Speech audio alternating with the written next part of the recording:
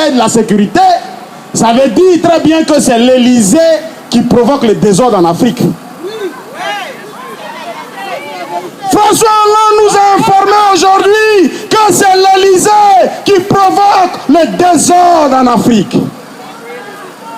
Et tout le monde sait, et c'est confirmé, que c'est l'Élysée qui déstabilise les pays africains.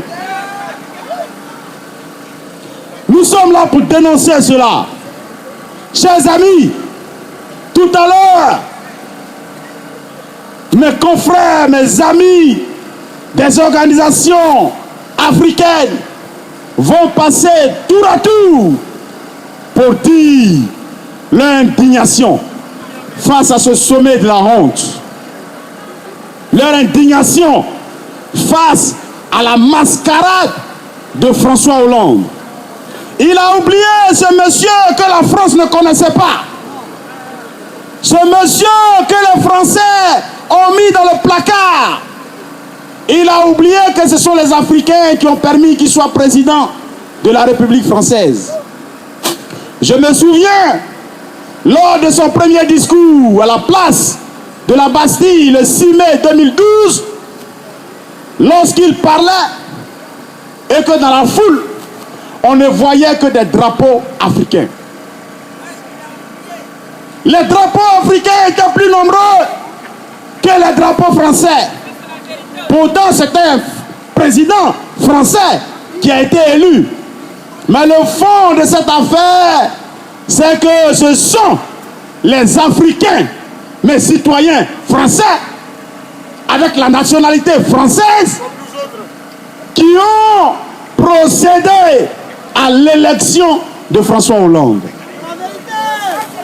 Et aujourd'hui, il l'a oublié. Nous sommes venus le lui rappeler.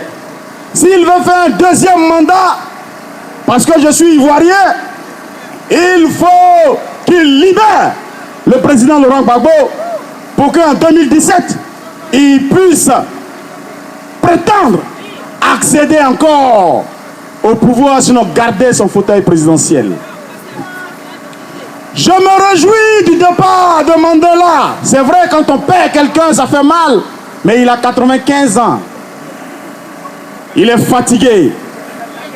Et même les Sud-Africains dansent aujourd'hui et saluent le travail de l'homme.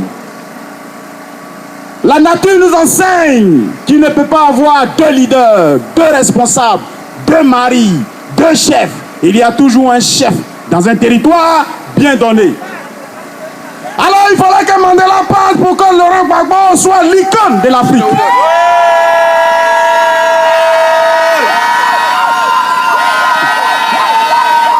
Et Mandela étant parti, aujourd'hui, nous pouvons dire que la place est libre pour que Laurent Gbagbo occupe le fauteuil de leader de l'Afrique.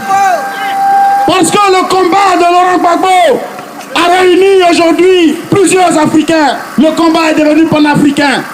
Beaucoup d'Africains se reconnaissent en Laurent Gbagbo.